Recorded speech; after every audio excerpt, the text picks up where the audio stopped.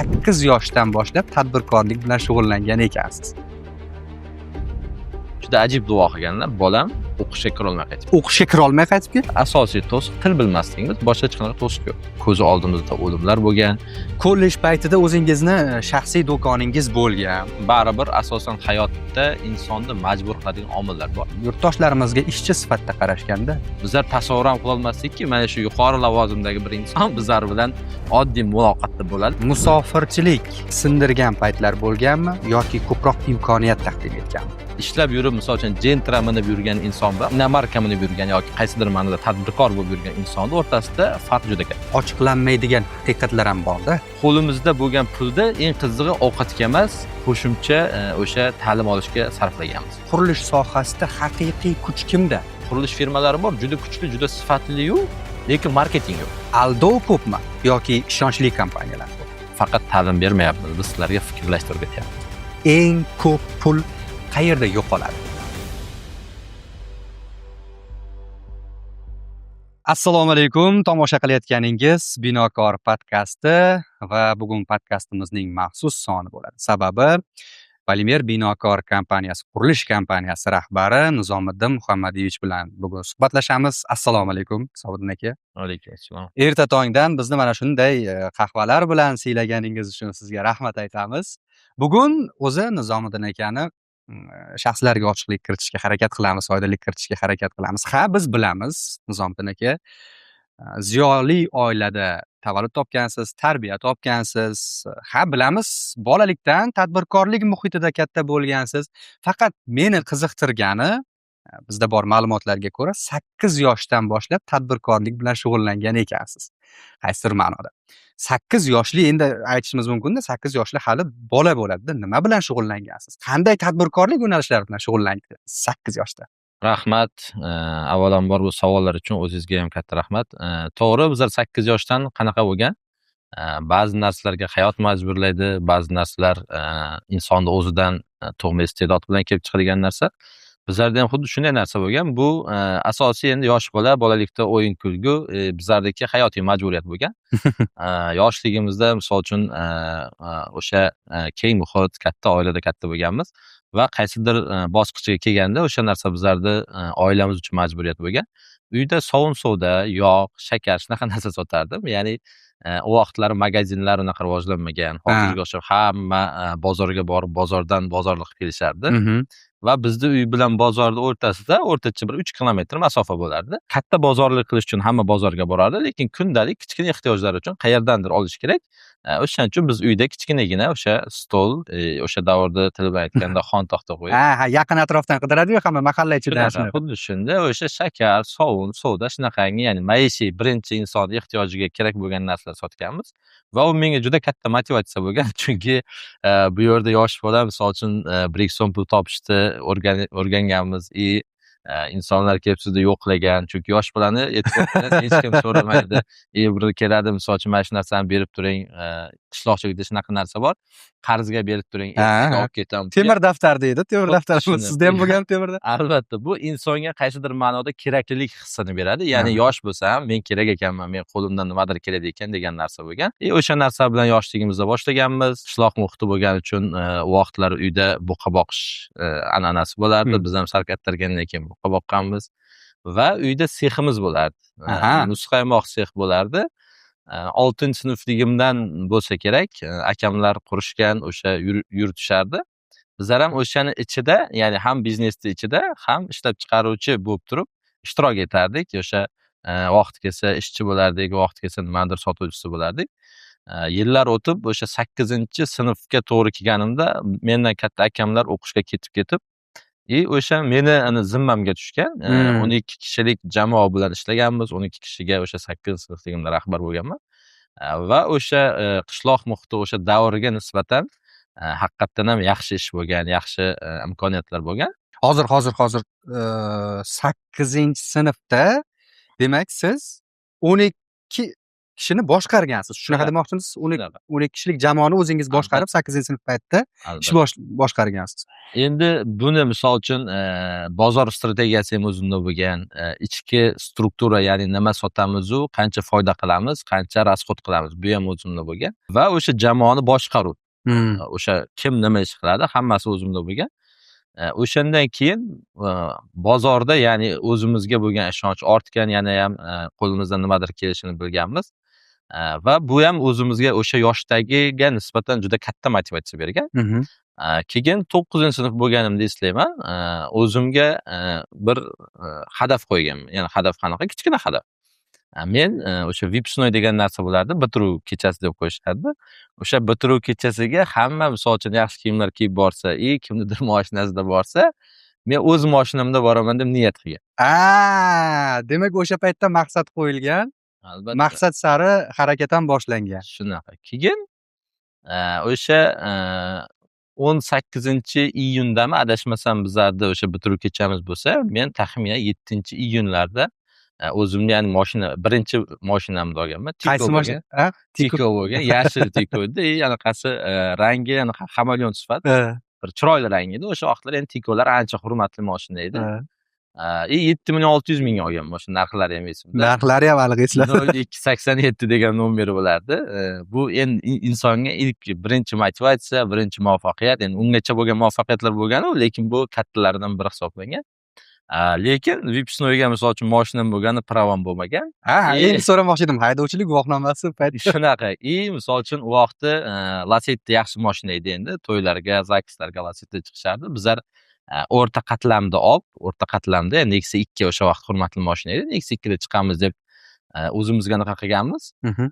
Nexia 2 da chiqqanmiz, lekin bu yerdagi asosiy maqsad o'sha davrga qilingan niyat, o'sha missiya muvaffaqiyatli bajarilgan. Hozir mana bosqichlarni aytib o'tdingizda, 8 yoshda bitta stol qo'yib nimadir sotgansiz, tadbirkorlik shu paytdan boshlangan. 8-sinfda bo'lganingizda o'zingizni shaxsiy avtomashinangiz bo'lgan va bu asta-sekinlik bilan rivojlanib, bosqichma-bosqich o'sib, kollej paytida shaxsiy do'koningiz ham bo'lgan, to'g'rimi? Bu haqda ham aytib o'ting. O'sha birinchi Tikoni olgandan keyin jarayon tezlashib ketgan. Insonda shunday ekan, misol uchun bir biznesni boshlash qiyin. Ya'ni o'sha biznes muhitiga tushish qiyin. O'sha jarayon, ya'ni qayerdan muvaffaqiyatli bo'laman, qanaqasiga foyda qilaman, qanaqa ish qilsam zarar qilaman. O'sha qaysidir bir inson ritmga, bir rejaga, bir nima deydi, strukturaga tushib olgandan keyin qolgani tezlashib ketadi ekan. Bir 3 oy o'tgandan keyin misol uchun Matiz mashinasini olganman, yana birozdan keyin Nexia, undan keyin Nexia 2, undan keyin Lacetti. Bu jarayonlar juda tezlashib ketgan va oxiri o'sha 1 yil mobaynida Captiva mashinasini olganman haqiqatan. U vaqtlari Captivalar endi hurmati baland, hozir ham hurmat baland. Ma'lum bir insonlar minadigan o'shanaqa daraja edi. O'shaning uchun bu bosqich bo'lgan narsa va asosiysi misol uchun bir tizimga tushgandan keyin bu yog'i tezlashadigan jarayon deb bilaman. Hozir siz bilan suhbat jarayonida bitta narsani bildimki, tavakkalchisiz. Albatta. Va qo'rqmaysizmi keyinchalik kattaroq pulga tushib qolishga? O'sha payt qo'rqmaganmisiz? O'sha payt yoki avtomashina boshqarishga qo'rqmaganmisiz? O'zi misol uchun aytiladi, eng boy inson kim desa, sog'lom, aqli joyida bo'lgan va ertangi kuniga nimadir, ya'ni yeyishga bo'ladigan bir ehtiyojini ketkazadigan bir mablag' bo'lsa, o'sha eng boy inson hisoblanadi. Va ertangi kunda o'zi tavakkal. Ya'ni bugun uxladik, ertaga turamizmi yo'qmi Xudo biladi. Uyqu nima deyishadi? O'limni kichkinanaqasi. Ya'ni har uxlaganimizda bizlar bilmaymiz, uxlaganimizda nima qilayotganimizni. To'g'ri. Bu degani o'zi hayotda o'zi tavakkal degani. Shuning uchun bizlar unaqa narsaga to'g'risi xayolimga ham kelmagan va bu narsa katta risk qilganimiz, katta tavakkal qilganimiz undan ham katta risk qilishimizga undagan va undan katta tavakkallarni olib kelgan. Bu aslida biz o'zimizni shaxsiy ma'noda o'stirgan. Qoyil hozir sizni gaplaringizdan keyin shuni angladimki, haqiqatdan ham ba'zida ortiqcha o'ylov ham ko'p narsadan cheklab qo'yadi-da. Ba'zi kezi kelganda tavakkalchilik qilgan ham, tavakkal ishni boshlagan ham ancha foyda beradi. Sizning gaplaringizdan keyin bunga yana bir bor amin bo'ldim. Xo'p, kollej paytida o'zingizni shaxsiy do'koningiz bo'lgan. Unda bir o'zingiz ishlaganmisiz yoki kimdir sizga yordam berganmi? U yerdagi tajriba qay darajada bo'lgan sizda? boyagi savolni davomi desak ham bo'ladi bu. O'sha tavakkal qayerdan keladi? Tavakkal faqat o'zi bilan bo'lmaydi. Tavakkal asosan tajriba bilan bo'ladi. Ya'ni tajribali inson aslida tavakkal qilishdan Qo'rqmaydi, to'g'ri. Xuddi shunday bu misol uchun o'sha do'kon ochishimiz ham mana shu kichkinaga etapdagi narsalarda rivojlanish bo'lgan. O'sha vaqtda ham men Jizzax viloyatida yashagan bo'lsak, hamma narsani tashlab, Toshkentga Abu Saxiyga kelib, 3 oy mana shu Abu Saxiy bozorida o'rganganman. Ya'ni o'sha do'kon ochishdan oldin telefon aksessuarlarini sotadigan do'kon ochganmiz Zeboda Jizzaxda. O'shani o'rganganman. Bu savdo qanaqa bo'ladi, kimlarga sotiladi, qaysi narsalar yaxshi ketadi, nimani sotishimiz kerak. Undan keyin o'sha o'zim do'kon ochganman. Do'konda asosiy endi bizlarda biznes o'zim orqali bo'lganim bilan, lekin eng katta motivatsiyani, eng katta qo'llab-quvvatlashni onam berganlar. Chunki yoshlikdan bir farzand yetishib chiqishi onaga bog'liq va asosiy tarbiyani ona berganligi uchun eng katta bizlar nima deyman, ma'naviy oziqani onam orqali olganim uchun u narsadan hech qachon qo'rqmaganmiz. O'sha narsani har doim aytardilar, bir narsa qilsang professional qilgin, tajribali qilgin. O'shaning uchun bizlar uchun risk ham unaqa xavotirli narsa bo'lmagan va tavakkaldan hech qachon bizlar chekinmaganmiz. Do'kon ochishingizda kimdir yordam berganmi yo o'zingiz? O'sha yoshlikdagi tajribalarimiz, yoshlikdagi biriktirgan pullarimiz, o'sha hammasi o'sha borib bir do'kon ko'rinishiga kelgan. Tushunarli. Nizomiddin aka hozir gapirib o'tyaptilar.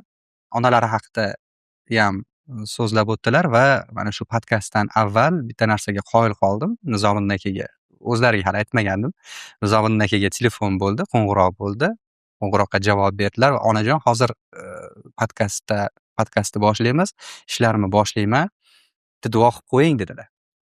Siz uchun ona duosi har narsadan muhim ekan. Albatta, ona nima uchun onalar oyog'i ostida jannat? O'shaning uchun, misol uchun bir fidoyi inson bo'lsa, farzand uchun yagona zot bu, ya'ni inson ko'rinishida bo'lsa, ya'ni inson bo'lgan bu ona. Bu hamma uchun shunday, har bir farzand uchun shunday va onalar aslida asl ma'naviy, iqtisodiy boylik manbai. Chunki ona duo qilsa butun eshiklar ochiladi, ona duo qilsa ishlar yurishadi.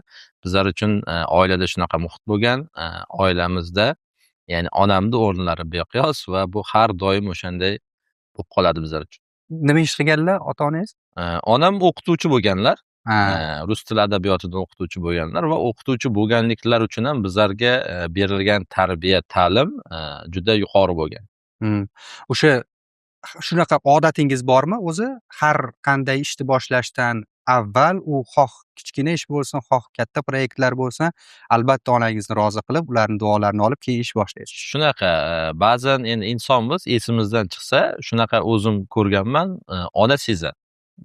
Biz esimizdan chiqqan vaqtda onamiz telefon qiladilar yoki eslaydilar yoki kimlardir orqali eslatadilar. Bizlar aloqaga chiqamiz yo yonlariga boramiz, duolarni olamiz. Xuddi shunday bu bizlarda hayotimizning bir parchasi.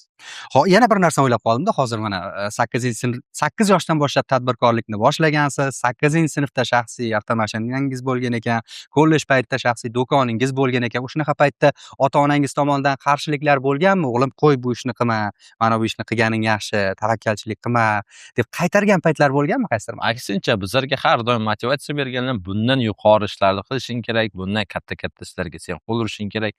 Ya'ni dunyoda bitta yaxshilik bo'lsa, u ham sen orqali bo'lishi kerak. Agar dunyoda nechtadir yaxshi inson bo'lsa, o'sha yaxshi insonlardan bittasi sen bo'lishing kerak degan doimiy motivatsiya bo'lgan bizga. Rahmat eshitganmiz ota-onangizdan? Albatta, har doim misol uchun bizlar katta va kichik farqi yo'q, har qanday qilingan ishga rahmat eshitganmiz. O'shani ma'naviy jihatdan qo'llab-quvvatlagan olganimiz uchun o'zimizning ichki ruh, ichki ma'naviyat har doim yuksak bo'lgan. Bitta holat bo'luvdi-da. Endi oilada o'rta hol oilada katta bo'lganman. Kez kelganda shunday vaziyatlar bo'lgandi, balalar bo'lgandi. Hattoki ota-onamni qaysidir to'ylarga aytmagan holatlari bo'lganda, qo'shnilarni to'yga aytilmagan holatlar. Va men bolalikdan shunaqa, biroz avval maqsad haqida gapirdingiz, shunaqa maqsad bilan o'sganman. Men hurmat qiladi ota-onamni, qo'shnilarim hamma hurmat qiladi ota-onam deganman va shu yo'lda harakat qilganman. O'sha 5 yil, 10 yil avval ota-onamni to'yga aytmaganlar, keyin suxandonlik qilganman, kelib to'yga chaqirishdi-da. Eslab qolganman bolaligimda o'sha kimlar to'ylar aytmagan va o'sha paytda aytganmanki, dadamdan so'raydi. dadam ruxsat bersalar sizlarni to'ylarga boraman deganman ataylab. Va ota-onamdan iltimos qilib, o'g'lingiz bizni to'y o'tkazib bersin deb iltimos qilishganda ota-onamni faxrlanganini ko'zlarida ko'rganman. Siz qaysi paytda ota-onangiz sizdan faxrlanganlarini ko'rgansiz? Endi bizlarda hayotda unaqa narsa bo'lgan bo'lishi mumkin, lekin unga o'xshagan voqealar bizda oila uchun ahamiyatsiz. Chunki inson holatga qarab o'zgaradi. Ya'ni inson o'zi aytilganda inson, ya'ni hamma xato qilishga haqqi bor. Bizlarda asosiy berilgan urg'u o'sha yaxshilik qilishga va yaxshi inson bo'lishga, qadriyatlarga sodiq qolishga. Ota-onam qachon bizlardan xursand bo'lishadi? Eng muhimi bizlar sog' bo'lsak, salomat bo'lsak va mana shu hayotda to'g'ri yursak, eng katta muvaffaqiyat ota-onam uchun shu. Va qo'shimcha endi erishayotgan yutuqlarimiz, bu narsalar albatta ular ham xursand qiladi, lekin bular asos emas. Hali ko'p ish qilishim kerak. Albatta. Tushunarli. Xo'p, Rossiyada ham o'qish uchun borgansiz Rossiyaga. Shunaqa. Nima uchun o'qimasdan keyin qaytib ketgansiz yo'q? U jarayon juda qiziq bo'lgan. Men aslida o'sha Jizzax politexnika institutiga o'qishga topshirganman. Aha. Bizlarda kollej muhitida hamma kollejni bitirgandan keyin o'qishga kirish kerak. O'qishga kirganlar qaysidir ma'noda muvaffaqiyatli Aha. farzandlar, uni ota-onalari faxrlanadi. Kim budjetga kirgan, kim kontraktga kirganda. U juda muhim bo'lgan. Men ham xuddi shunday tayyorlanganman, lekin tayyorlanishim juda qisqa bo'lgan. 1 oy tayyorlanganman. O'qishga. O'sha vaqtda misol uchun matematika, ingliz tili, ona tili, adabiyot, adashmasam tarix. 4 ta fandan asosiy savol bo'lgan. Va o'sha 1 oyda ichida o'zimga yaqin bo'lgan, o'sha sohasida kuchli bo'lgan o'qituvchilarimdan dars olganman va u kishilarni bir joyga jamlaganman. Keyin o'sha imtihon kuni bu kishilar bilan birgalikda bitta mashinada borishimiz kerak bo'lgan. O'sha institutni yoniga u kishilar tashqaridan menga motivatsiya berib turadi va ketguncha menga asosiy o'sha imtihonda tushadigan savollar haqida tushunchalar berishyapti navbati bilan va o'qishga kirishimiz kerak bo'lgan. Reja o'shanday bo'lgan va o'sha tong otgan. Bizning uyga o'qituvchilar kelgan, mashina kelgan va o'sha bittagina o'rtog'im bor edi. O'sha o'rtog'im ham kelgan. Bizni hovlimizda darvozaxonasi turishibdi. Men uydan kiyinib chiqyapman. Keyin kiyinib chiqayotganimda onam tashqarida edilar. Onamdan duo oldim. Onajon duo qiling, men o'qishga kirishga ketyapman. Bu darvozaxonada turgan jamoa onamni ko'rmagan. U sal ichkariroqda turgan, men chiqishimni kutib turgan holat bo'lgan va men onamdan duo olayotganimda onam juda ajib duo qilganlar. Bolam o'qishga kira olmay qaytib keldi. O'qishga kira olmay qaytib keldi? Xuddi shunday, bolam o'qishga kira olmay qaytib keldi. Xuddi mana shu duo haligacha qulog'imda ichida jaranglaydi. Haligi onamni ko'rmasdan turib darvozaxonda turgan meni kichik, ya'ni juda aqlli o'sha davrda o'sha professional o'qituvchi jamoam hayron qolishgan, hech kim tushunmagan. Men ham xursand bo'lib chiqqanman, ular aksiga meni xafa bo'lib chiqadi deb o'ylashgan. Nega xursand bo'lib chiqqanman, ular tushunishmagan. Men ular bilan birgalikda mashinaga o'tirib, yana institutga qarab yurganman. Ular hech narsa tushunishmagan, lekin o'zim bilganman.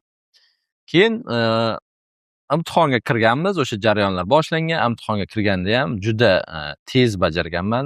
O'zimga bo'lgan, ya'ni to'g'ri bilgan savolimni to'g'ri o'qib javob berganman. Qolganlarga juda katta tavakkal bilan belgilab chiqqanman. Va natijalar chiqqanda eng qizig'i, misol uchun o'qishga kirganlar va kirmaganlar ro'yxati e'lon qilinsa, men kirmaganlar ro'yxatini ko'rganmanda, boshida 2-chi turganimni bilganman. Men aksiga tushgan. O'zimga o'zim xursand bo'lganman. Men kirganlarda 2-chida turgan. Shunchaki muvaffaqiyatliman deb o'ylasam, bir vaqt e'tibor bersam, kirmaganlar ro'yxatida 2-chi ekan. Keyin unda ham unaqa xafa bo'lmaganman, lekin o'sha boya aytganimdek o'rtoq muhit, hamma men kirdim, sen kirmading, mana shunaqa narsa bo'lgan. Keyin uyga borib onamga aytganman, men o'qishga kira olmadim deganman. Onam xursand bo'lganlar. Lekin o'sha jarayonda, ya'ni misol uchun super kontrakt degan narsalar bo'lardi. O'qishga kirgan u kontrakt pulini to'la olmagan, yoki qaysidir sabab bilan kela olmay qolgan o'quvchilarga eski kira olmagan ro'yxatdan chaqirishadi. O'sha nechtadir odamdan keyin bir 15 kun, 20 kundan keyin meni chaqirishgan, sen o'qishga kirding, xohlasang kontrakt olib o'qishing mumkin deb. Lekin buni eng qiziq joyi, boyagi onamning duolarining asl sababi, ya'ni o'sha institutda o'qimagan, sen yuqori saviyali institutda o'qishing kerak deb aytilgan narsa bo'lgan. O'sha Rossiyada o'qishga kirdingizmi degan savolingiz asl javob mana shu yerda. Va o'shandan keyin men o'qishga chaqirganiga qaramasdan turib, tayyorgarligimizni Rossiyaga qaratganman. O'sha vaqtda, o'sha muhitda yaxshi o'qishlar Rossiya deb bilardik. O'sha asosiy katta nima deydi, sifatli ta'lim Rossiyada deb bilardik va Rossiyaga haqiqatan ham o'qishga borganman. 2 oy abituriyent bo'lganman. Lekin o'zim bilganmanki, u yerdagi bizlarning qadriyatlar, urf-odatlar bizlarga ancha to'g'ri kelmaganligi uchun va undan sifatli ta'lim boshqa davlatlarda bo'lganligi uchun keyin misol uchun Turkiyaga o'tganman. Chunki rivojlangan ta'lim bozori ham Turkiya rivojlangan, Rossiyaga nisbatan ham Turkiyani ta'lim bozorida bemalol ayta olamiz, korrupsiya, tanish-bilishchilik yo'q va haqiqiy muhit bor deb men u narsani faqat Rossiyada o'rganganligim uchun keyin Turkiyaga o'tib, Turkiyada o'qiganman. Tushunarli. Hozir Turkiyadagi o'qishingiz haqida ham suhbatlashamiz. Undan avval o'zimni qiziqtirgan bir savol bor edi. Nizomiddin aka, institutga kirguningizcha ham, Rossiyaga o'qishga kirguningizcha ham yaxshi daromad topgansiz. Shunday. Tadbirkorlik bilan shug'ullangansiz, o'zingizni shaxsiy avtomashinangiz bo'lgan, uylaringiz bo'lgan. Aytmoqchimanki, mablag'ingiz ham bo'lgan, unga ehtiyoj bo'lmagan. Nima uchun o'qishga kirgansiz va o'qish shu qadar siz uchun muhim bo'lganmi o'sha paytda? Oliy ma'lumotli bo'lish deylik. Bizlarda oila hamma ziyoli bo'lgan. Mendan oldingi akamlar va hammalar o'qigan. Men faqat tadbirkorlikda ko'proq e'tibor berganligim uchun qaysidir bosqichga chiqqanimdan keyin o'zimni o'sishim ta'lim bilan birgaligini keyin his qilganman. O'shaning uchun misol uchun bizlarda o'zimizni misol uchun Jizzax muhiti deydigan bo'lsak, Jizzax muhitidagi qaysidir darajaga chiqish kerak bo'lsa, o'sha vaqtda chiqqanmiz. Boya aytganingizdek, endi o'zbekona tushuncha desak, mashina bo'lishi kerak, uy bo'lishi kerak, do'kon bo'lishi kerak, qanchadir pul bo'lishi kerak bo'lsa, o'sha darajaga o'sha vaqtda men erishib bo'lganman, alhamdulillah. Keyin bilganmanki, men o'sishim kerak. O'sishning yagona yo'li bu o'qish. O'shaning uchun misol uchun Rossiyaga borib o'qishga borganman, lekin Rossiyaga o'qishga borganimda meni dunyolarim, ya'ni meni hayolatim o'zgarib ketgan. Chunki u yoqdagi rivojlanish, u yoqdagi insonlarga bo'lgan imkoniyat bizga nisbatan juda yuqori bo'lgan va o'sha Kreml saroyini atrofida men 15 kundan 20 kungacha faqat tomosha qilib o'tirganman. Chunki u narsani men hazm qilishim kerak. Bizning qishloqda yo'q. U yerdagi sivilizatsiya, u yerdagi rivojlanish, hamma narsa ko'rib, o'zimga o'zim savol berib va nega bizlar misol uchun, ya'ni bir qishloqdan chiqqan yigit nega Moskvada shunchalik nima deydi, diplomat bo'lsin yo o'ziga qaragan chiroyli kostyum buruklarda bo'lsin yoki bir qaysidir darajaga erishgan bo'lsin, biz nega erisha olmaymiz? Yani nimaga, nima sabab, nima to'siq? Keyin e'tibor berib qarasam, bitta asosiy to'siq til bilmasligimiz, boshqa hech qanaqa to'siq yo'q.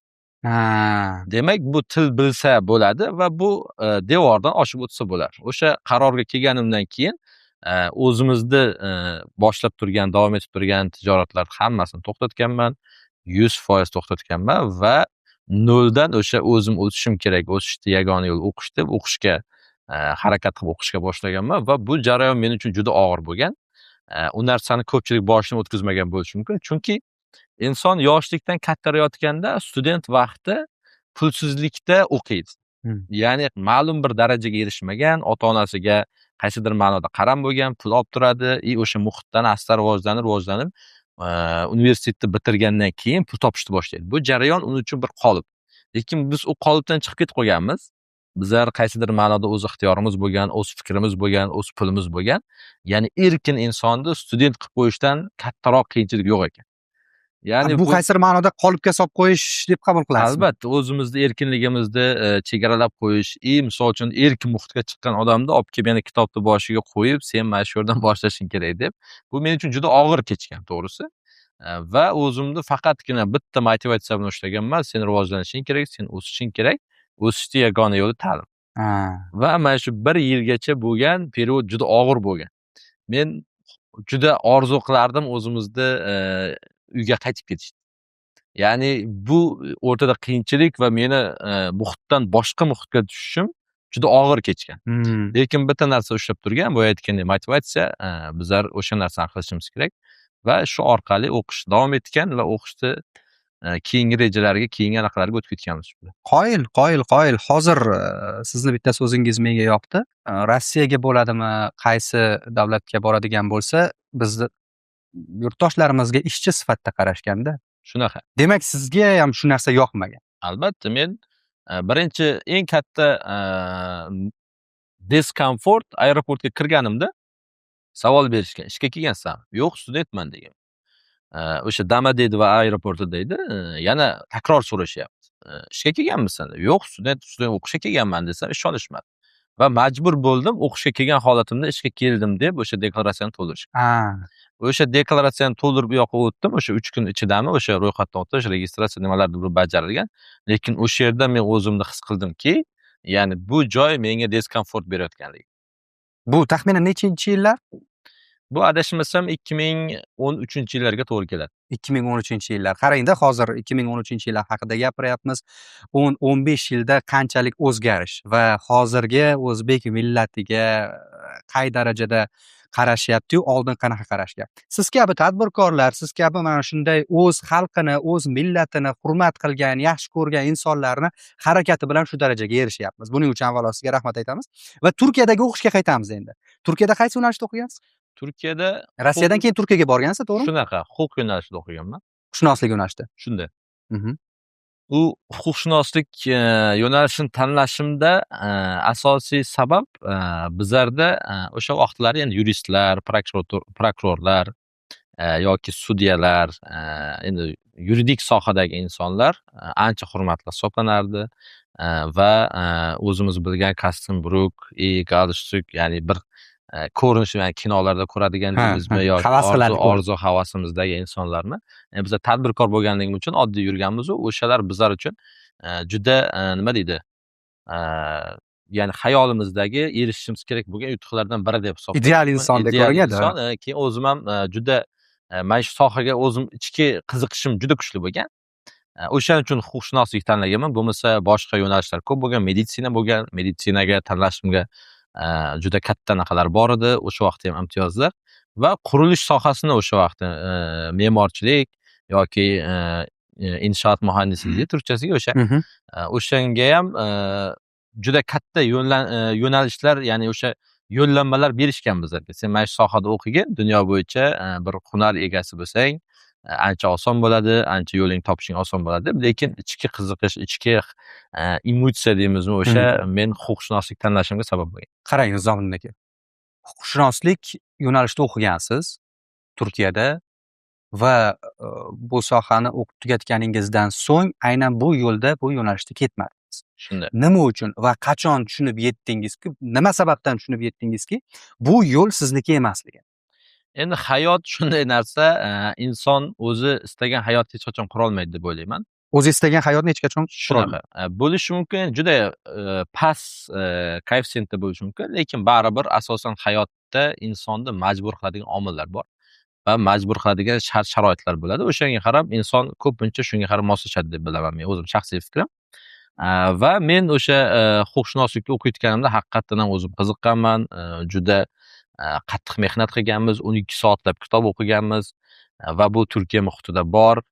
Kutubxonalarda yotib dars qilardik, o'sha yotib qolardik, ko'zimiz ochilgandan yana dars qilib, qachon charchasak shu yerda uxlab, yana imtihonlar mana shunaqa tayyorgarliklar ketardi. Oxirgi sinflarda 3-adashmasam 3 kurslarda bitirayotgan vaqtimiz karantinga to'g'ri kelib qoldi. Ya'ni karantin, men o'sha vaqtda oila qurganman. Karantindan 1 oy oldin O'zbekistonga kelib, rejalar bo'lgan. O'zbekistonga kelib 1 oy qoldim. Keyin Turkiyaga ketdim, o'qishimni davom ettiraman degan. Lekin karantin sababli men Turkiyaga keta olmaganman va Turkiyani bitirib o'zi katta rejalar bo'lgan, yo Kanadaga ketishim kerak bo'lgan yoki ta'limni o'zida magistraturani Rossiyada o'qiyman, doktoranturani Angliyada qilaman. Ya'ni bu sohaga qiziqish juda kuchli bo'lgan. Bo'lganda ham bu sohada haqiqiy mutaxassis bo'lib yetishaman deb o'zimga maqsad qo'yganman. Lekin karantin bo'lgandan keyin karantin davri shunaqa davr ediki, ertanni ko'radigan imkoniyat yo'q edi. Yo'q, Ya'ni kim ertaga nima bo'lishini hattoki hech kim bilmasdi. Bilmaydi. Va o'sha kistamda adashmasam bir $2000 pul bilan oila qurgan bo'lsak, Turkiyaga yetib olishimizga yetadigan mablag' bo'lsa, u pul bilan men Toshkentda qolib ketganman.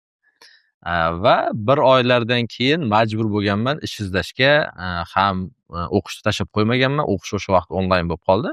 Onlayn o'qishni davom ettirishimiz kerak, ham endi o'zimni oilam uchun qaysidir ma'noda pul topishim kerak. Va har xil takliflar bo'lgan, tekstildan taklif bo'lgan, xalqaro tashkilotlardan taklif bo'lgan. Menga ko'proq qurilish yoqqan, qurilishdan taklif bo'lgan va qurilish yoqqanligi sababi dadamni o'zlari quruvchi bo'lganlar. Va yoshligimizda bizlar uyda katta kutubxona bo'lardik. Kutubxonaning ichidan o'ynaganimizda kitoblarni olardik va ichini ochardik, qiziqib qarardik. O'sha qurilishga bo'lgan ma'lumotlar menga juda qiziq edi. Hattoki yoshligimda endi dadamga qarab o'zim hayot surardim, men ham katta quruvchi bo'laman, mana shunaqa bir 100 ta odam bilan birga ishlayman, mana shunaqa narsalar bo'lardi. Lekin просто bir xayol edi. Orzu bo'lgan. Orzu bo'lgan va o'sha narsa ya'ni meni o'zimda shunday tushuncha bor, bir inson bir sohani boshlash uchun aslida u oilasi o'sha sohaga aloqali bo'lishi kerak. Ha. Aslida mana shunaqa. Yoshlik bilan, bo'layotgan yoshlik tushuncham bilan huquqshunoslik o'qigan bo'lsam, keyin bu tushuncha o'zimda shakllangan. Chunki bu ham qanaqa shakllangan? Misol uchun ba'zi brendlarda, katta tashkilotlarda ko'rasiz, 1860, 1920, ya'ni bu 100 yillab bir shirkat davom etyapti va bu oila an'anasi. Xuddi shunday men ham dadamni sohalarini ikkita menda tanlash imkoniyati bo'lgan. Misol uchun tekstilga hech qachon kirmayman deganman. Logistika bo'lgan, logistikaga ham hech qachon kirmayman. Chunki ham eski oilaviy tajribam, an'anam yo'q, ham u haqida ma'lumotim yo'q. Menda ikkita yo'nalish, yo huquqshunoslikda davom ettirishim kerak, chunki meni o'qituvchilarim, meni professorlarim, meni tanish o'sha atrofimdagi insonlar va kursdoshlarim asosan huquqchilar. Bu menga imkoniyat beradi. Ya'ni nimanidir xato qilishim, nimanidir o'rganishim oson bo'ladi. Ikkinchisi qurilish. Bu qurilishda dadamni eski ma'lumotlari va bizlarni og'ayinlar, asoschilar, quruvchilar, amakimlar o'sha muhitga tushish. Keyin huquqshunoslikda davom ettira olmasligim aniq bo'lgan, chunki diplomim qo'limda bo'lmagan va o'sha harakatlanish deyarli imkonsiz bo'lgan o'sha karantinda. Qurilishda yo'nalish ochilgan, keyin men o'zimga o'zim aytganmanki, qurilishda vaqtincha bo'lsa ham qilib turay, chunki oila tebratishim kerak. Keyin qurilishdan chiqib yana o'z sohamga o'taman deb. Lekin qurilishni boshlaganimizdan keyin bir 2 oy, 3 oylardan keyin juda muvaffaqiyatli bo'lib ketganmiz qurilishda va mana shu Sardobadagi sel bosgan loyihada ishtirok etganmiz va juda qiyin holatda, misol uchun uy qurilgan, bir tarafdan inson omili cheklangan, bir tarafdan haqiqatdan ham nima deydi, ko'zi oldimizda o'limlar bo'lgan, ya'ni bir fojia bilan, bir tragediya bilan qarshi-qarshigasiz, bir tarafdan psixologik bosim, sen ham shunga ko'chaga chiqsang yoki vaksina olmasang, nimadir qilsang, senga ham o'lim tahdidi bor, qaysidir ma'noda o'sha vaqtda. Lekin hayotga bo'lgan kurash degan narsa bor va o'sha kurashga bizlar majbur bo'lganmiz va o'sha kurashlardan o'tib, men qo'limga diplomimni olgunimcha o'sha quruvchi shakllanib bo'lganman qisqa vaqt ichida. Undan keyin o'sha eski boya aytgandek talabalikda boshlangan davrga qaytadigan bo'lsak, o'sha birinchi yilgi qiyinchiligimni eslaganman. O'sha student bo'lib qiynalgan vaqtlarim, men aytganman, hozir yana huquqshunoslikni boshlaydigan bo'lsam, xuddi shunga o'xshab noldan boshlashim kerak. Yana qaytadan boshlash kerak bo'ladi unda. Shunda. Endi noldan boshlash kerak emas, chunki o'zimni qaysidir ma'noda quruvchi bo'lib sinab ko'rganman va muvaffaqiyatli bo'lganimdan keyin tayyor narsani davom ettirishim kerak deb, undan keyin qurilish sohasiga o'tib, qurilishni rivojlantirdim. Nizomiddin aka, hozir mana oliy ta'lim haqida gapiryapmiz. Oliy ta'limda o'qiganingiz sizga qay darajada foyda bergan? Shu haqda ham gaplashaylik. Oliy ta'lim bir inson uchun, ya'ni ajralmas bir qism deb bilaman. Chunki insonning shaxsiyati rivojlanishi, o'zini shaxsiy fikrlarini o'sishi, ya'ni qaysidir darajada insonni o'sha davrda, o'sha yoshlik davrida ochilish, ya'ni qarshi fikrdagi insonlar, o'zi bilan bir xil fikrlaydigan insonlar va umuman xayolga kelmaydigan fikrlar, bu hammasi menimcha oliy ta'limda bo'ladi deb bilaman va oliy ta'limda inson yoshlikda o'qishi mumkin bo'lgan eng yaxshi darajada, eng yaxshi universitetda o'qish kerak deb bilaman. Va o'sha narsa bizlarga haqiqatan juda ko'p narsa bergan. Bizlarni o'sha bo'limimizda dekan bor edi. Dekanimizni so'zlari hozir har doim esimda bo'ladi. Biz sizlarga faqat ta'lim bermayapmiz, biz sizlarga fikrlashni o'rgatyapmiz. Ya'ni bu degani inson o'zini o'zi kashf qilish, inson o'zini o'zi ochish va inson yuksalishga bo'lgan ilk qadamlar oliy ta'limda bor deb bilaman. Buni ham turlari ko'p, lekin men har doim savol berganman, nima uchun Angliyada misol uchun 3 yil bakalavriga o'qish kerak, Turkiyada 4 yil o'qish kerak. Ya'ni bu o'rtadagi 1 yil yo'qotish men tadbirkor bo'lganim uchun men uchun katta vaqt. Keyin universitetda ham darsliklar bor. Darsliklarda o'sha rektorlarga ham har doim savol berardim, yo o'zimiz professor o'qituvchilarga. Nima uchun, ya'ni bizlar misol uchun 10 ta dars olishimiz kerak. Bu darsning asosiy foydalisi bizlar uchun 4 ta. Qolgan 6 tasi bizga nima kerak? Bular faqatgina bizni vaqtimizni yo'qotyapti-ku degan. Ular aytishardi, endi o'sha tizim, o'sha sistema mana shunaqa qilingan va bu sizlar fikrlashlaringga yordam beradi deyishardi. Lekin men u fikrga ko'p qo'shilmasam ham endi majbur o'sha tizimda o'qiganmiz, o'sha 4 yillik ta'lim o'qishingiz kerak bo'lgan, majbur bo'lgan. Qo'limizda hech qanaqa o'zgartiradigan imkoniyat bo'lmagan va o'qiganmiz va o'sha savollar meni har doim qiynab kelgan va 3-kurs bo'lganimda o'sha endi o'zimiz o'qish darajasida ma'lum bir darajaga tushganmiz, muvaffaqiyatli talabalar qatoriga qo'shilganmiz. Hattoki shunchalik bizlar muvaffaqiyatli talaba bo'lishimizdan ba'zi, misol uchun o'sha Turkiya vatandoshi bo'lgan yoki ko'p yillardan beri Turkiyada o'qigan talabalar havas qilishadi. Nega sen qisqa muddatda bunchalik yuqori ball olyapsan, bizlar ko'p o'qisak unaqa ball ololmayapmiz deb. Menda shunaqa narsa bordi, nutq unaqa yaxshi emas edi, lekin ko'p kitob o'qiganim uchun, ko'p eshitganligim uchun yozish, tushuntirib berish juda yuqori edi. Ya'ni qog'ozda domla o'qib ko'rsa boshqa inson, lekin men bilan gaplashsa, u juda bir kichkina, ya'ni tor doiradagi bir kimdir. O'shaning uchun 3-kursdan keyin o'zimga o'zim savol berganman. Ya'ni bu ketishda universitetda 5 baho bilan o'sha ma'lum bir talabalar qatorida, ya'ni yaxshi o'qiydigan talabalar qatorida bitirishmi yoki 3-4 ga rozi bo'lib turib ijtimoiy hayotga ochilishmi? Ya'ni boshqa qirralarni kashf qilish kerak.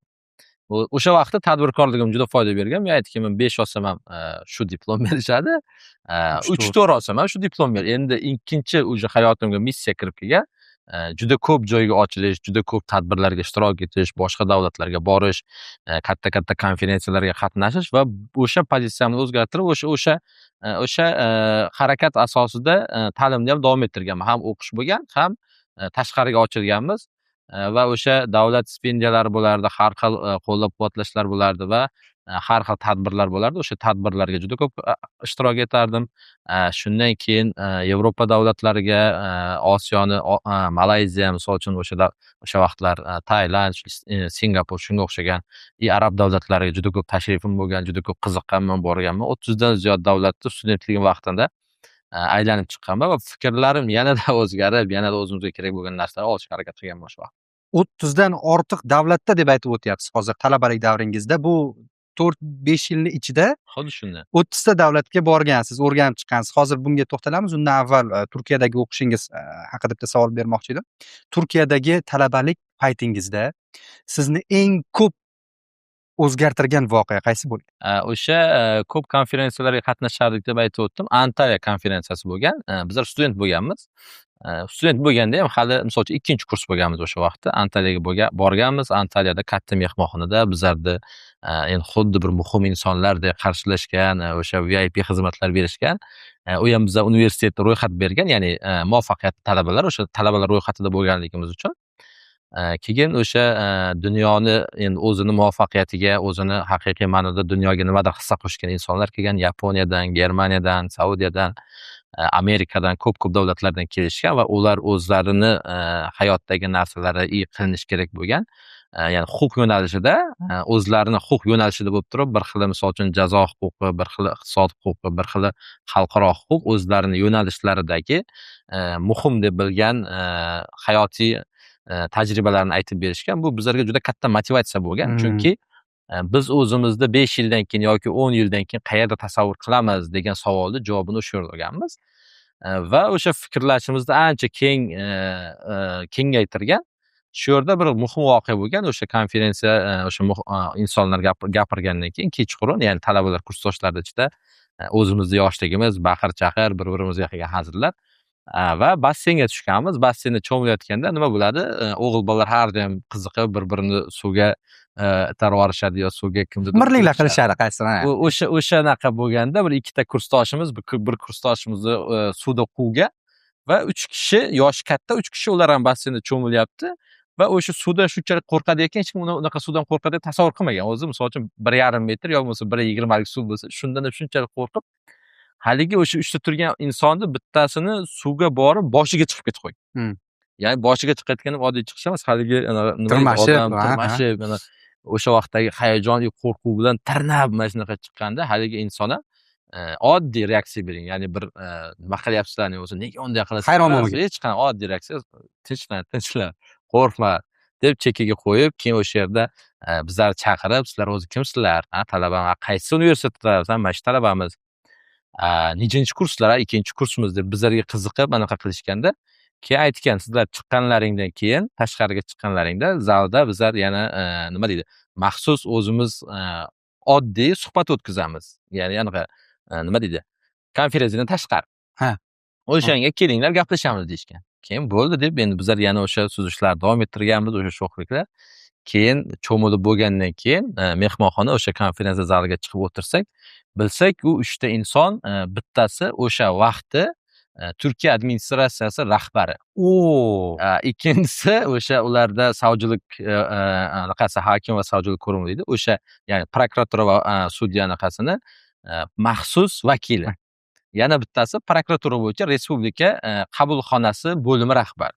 Ya'ni shunchalik lavozimi katta bo'lgan insonlar bilan bizlar o'sha holatda to'qnashganmiz-u, bizlarga nisbatan reaksiyasi oddiy bo'lgan va samimiy bo'lgan. Endi bizlar o'zimizda eski o'zbekona tushunchada endi prokuror desa, sudya desa yaqinlashib bo'lmaydi-ga, mana Odam shunaqa sifatida qaraymiz. shunaqa bir qanaqadir boshqacha tasavvurlarimiz bo'lganki, hayron qolganmiz. O'sha yerda talabalar ko'p yig'ilib o'tirgan bo'lsa, bizlarni orqadan tanlab chaqirishgan. Chunki o'sha voqea bo'lganicha bu yoqqa Tanib qolgani ko'rganlar. senlar kelinglar, mana bu yoniga o'tkazib, endi hamma talaba bo'lsa mana shu yerga o'tkazib, boya mana shunaqa bo'ldi deb qolganlarga ham aytib, bu samimiyatni yuqori cho'qqisi bo'lgan. Qaysidir misol uchun yuqori lavozimda o'tirgan inson bilan hali bir oddiy talabani o'rtasidagi qaysidir ma'noda muloqotda tenglik bo'lgan. Va mana shu narsa bizlarga haqiqatan juda katta motivatsiya bergan. Bizlar tasavvur ham qila olmasdikki, mana shu yuqori lavozimdagi bir inson bizlar bilan oddiy muloqotda bo'ladi va xuddi nima deydi, aka-uka yoki oila davrasida qanday gaplashsa, o'shanaqa bizlar bilan suhbatlashadi. Keyin o'sha o'zimizda ham hayajon bo'lgan, suhbatlar tugagan, o'zimiz ham qiziqib savol berganmiz. U studentlik davrlarini aytib bergan, bizlar ham mana shunaqa qiynalganmiz, mana shunaqa student bo'lganmiz, ba'zi domlalar darsini o'tolmaganmiz deb. Keyin o'sha davradan chiqqanimizdan keyin o'sha o'zimiz kursdoshlari bilan nima deydi, "Vau!" deb qo'yadiku, mana shunaqa ham bo'ladi ekan deb. O'sha davra, o'sha muhit, o'sha bo'lgan holat bizlarga haqiqatan ham, ya'ni bir talabani chiqsa bo'ladigan, ya'ni muvaffaqiyatli bo'lsa bo'ladigan eng yuqori marralardan bittasini ko'rganmiz va o'sha bir oddiy samimiyatni juda mujassam bo'lgani uchun bu bizlarning esimizda qolib ketgan bu voqea. Qoyil, hozir siz gapirib o'tyapsiz, men o'zim uchun shunday xulosa chiqaryapman. Haqiqatdan ham Nizomiddin aka shunaqada. Buyuklik oddiylikdan boshlanadi-da. Shunday. Oddiylikdan, samimiylikdan. Siz qaysi darajaga yetsangiz ham birinchi o'sha noldan boshlaganingizni bilasiz. Asliyatda kim ekanligingizni bilasiz va uni unutmasligingiz ham siz uchun muhim ekanda. Shunday xulosa chiqarganmisiz o'zingiz uchun oddiylik va buni hozirgi kunda o'z hayotingizga tatbiq etyapsizmi? Xuddi shunday. O'zi hamma narsa ba'zi endi motivatorlar aytadi, oddiylikda deb qo'yadi. Haqiqiy hayot deydi, haqiqiy nima deydi. Ko'plar buni aytadi, bu deydi yolg'on yo bo'lmasa bu qaysidir etapga kelib olganki, pastdagilarga boshqacha ma'lumot beryapti degan narsa bor. Bu inson, men shunday deb bilaman, kim bo'lsa ham hech qachon o'zligini yo'qotmash kerak birinchi o'rinda. To'ppa-to'g'ri. Inson shakllanayotganda qadriyatlari bor. O'sha qadriyatlardan boshqa yo'lga o'tib ketmagan holatda shakllanish kerak va bu kunda ham o'sha narsa, ya'ni iqtisodiy jihatdan o'lchaydigan bo'lsak ham, o'zi inson qaysidir bir darajaga yetgandan keyin undan uyog'i, ya'ni undan tepa darajalar o'zi aslida bir-biriga juda yaqin bo'lgan komfort zona. Misol uchun talabalik bilan ishlayotgan odamning o'rtasida juda katta farq bor. Talabalikni diskomforti bilan ishlayotgan odamning komfort. Oddiy ishlab yurib, misol uchun Gentra minib yurgan inson bilan, oddiy oylik oladigan misol uchun inson bilan, inomarka minib yurgan yoki qaysidir ma'noda tadbirkor bo'lib yurgan insonning o'rtasida farq juda katta. Lekin tadbirkorlikda qaysidir darajaga chiqib, undan uyog'iga tepadagi tadbirkorlar bilan bir-birini solishtirsa, u menimcha juda katta farq yo'q deb bilaman. Chunki inson asosiy o'ziga bo'lgan ehtiyojlari qondirilgandan keyin undan uyog'i asosan luks, ya'ni asosan VIP ga o'tib ketavergandan keyin chegarasi yo'q, faqat buni bitta chegarasi qanoatda. Qachon inson boy bo'ladi? Qanoat qilsa. U rizq qanaqa berilishini hech kim bilmaydi, lekin odam boy bo'lib yashashni xohlasa o'sha qanoat bo'lishi kerak va qaysi darajada bo'lishidan qat'iy nazar qanoatli inson boy bo'ladi. Shuning uchun bu aytgan narsalaringiz hammasi misol uchun insonda bo'lishi kerak va inson o'sha orqali shakllansa, menimcha to'g'ri shakllanadi deb bilaman. Hozirgi suhbat jarayonigacha bilmadim qancha vaqt ketdi bu jarayonda biz o'sha Nizomiddin Muhammadiyevichni aslida kim ekanligini, bolalikda nima ishlar qilganligini, tadbirkorlikni qaysi nuqtada boshlaganligi va hozir qaysi darajada ekanligini, Polimer Binokor kompaniyasi rahbari sifatida, bu yirik kompaniya, 21 yillik adashmasam tajribaga ega kompaniya. Yurtimizning bir qancha hududlarida, deylik o'sha Toshkent viloyatida, biroz avval aytib o'tdingiz, Sardobada yoki Namanganda o'z loyihalarini amalga oshirayotgan yirik kompaniya sifatida faoliyat olib boryapti va Siz o'sha Turkiyada o'qib yurgan paytlaringizda Yevropaning bir qancha davlatlarida amaliyot jarayonlarini ham o'tagansiz. Biroz avval aytib o'tganingizdek, 4-5 yil ichida dunyoning 30 dan ortiq davlatlarida bo'lgansiz. Hozirgi faoliyatingizda qay darajada bu ijobiy ta'sir o'tkazyapti? O'sha davlatlarda bo'lganingiz, nimalarni o'rgandingiz u yerda? Hozir o'zimizda tatbiq qilyapsiz. Bu juda qiziq savol va juda aslida uzoq javob beradigan savol. Talabalikda shunday narsa bo'ladi ekanki, xayol bo'ladi ekan, ijroat bo'lmaydi ekan.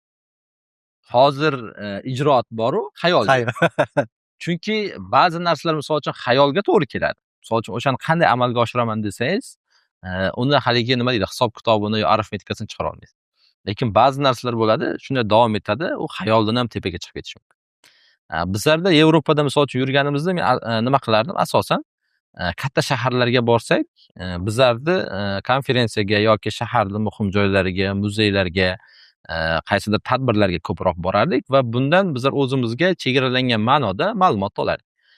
Bu vaqt tugagandan keyin kechqurun misol uchun 6 da yoki 8 da bizlar tadbirlarimiz tugagandan keyin men o'zim bozorlarga yoki o'sha shaharda hech kim bormaydigan, ya'ni e'tibor bermaydigan ko'chalarga borardim. Ya'ni misol uchun Google'da yozsangiz eng mashhur joylar, eng mashhur restoranlar desangiz, kelib chiqadi, eng mashhur muzeylar desangiz, top 10 talikdan kelib chiqadi. Men ularni yozmasdimda, oddiy misol uchun qishloqqa kirsangiz qanaqa bo'ladi?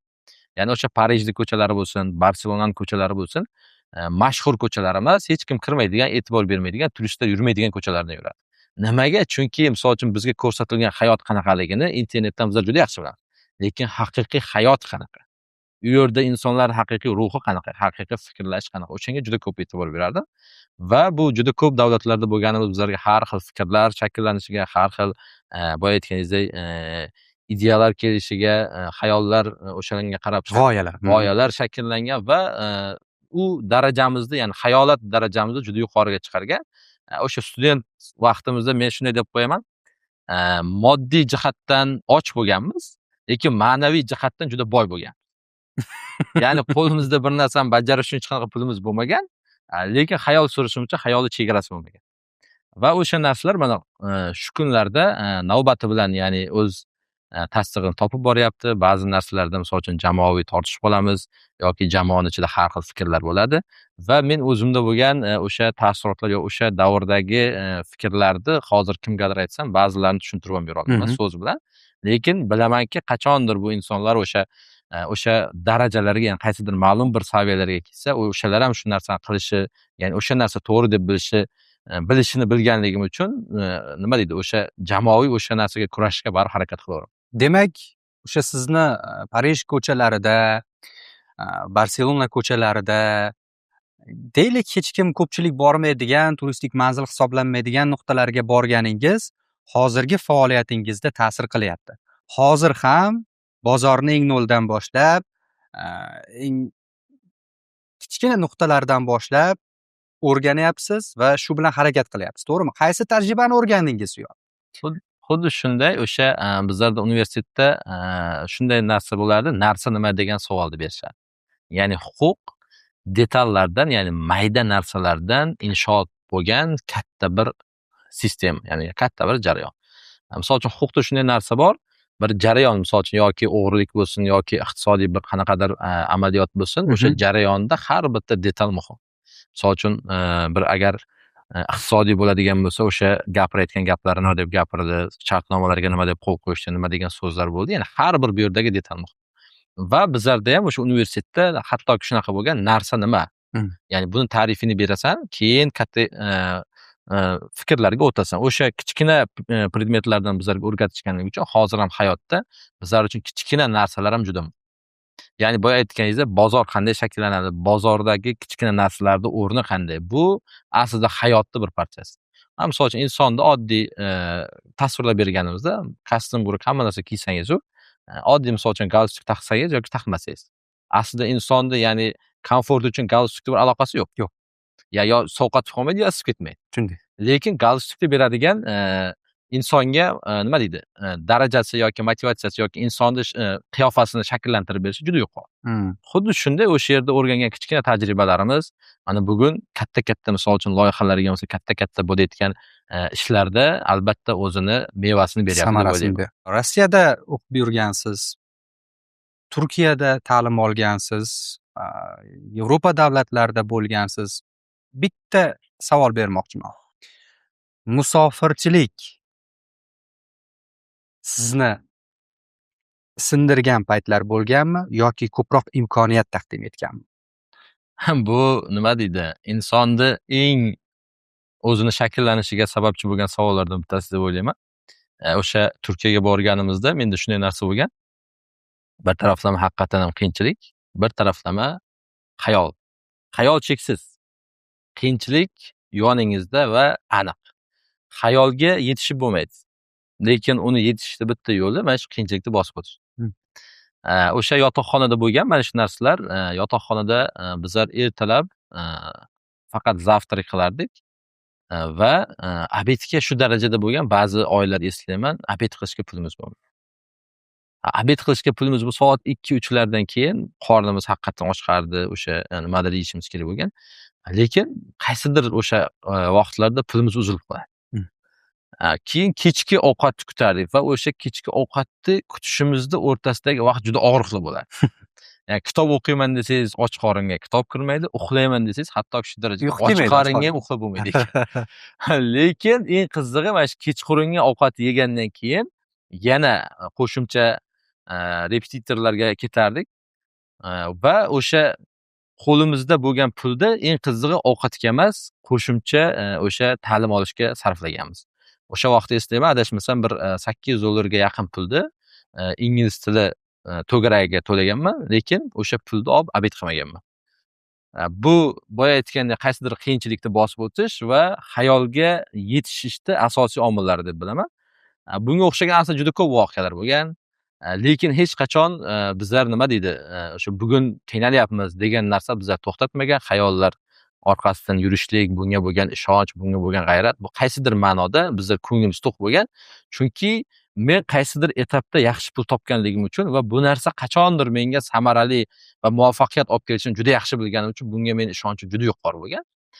Xuddi shu jarayon Malayziyaga ham borganmiz. Malayziyaga o'sha 3 oylik ingliz tili bo'yicha ya'ni saviyamizni yuqorilatish, praktika qilish imkoniyati bo'lgan o'sha universitetdan jo'natishgan.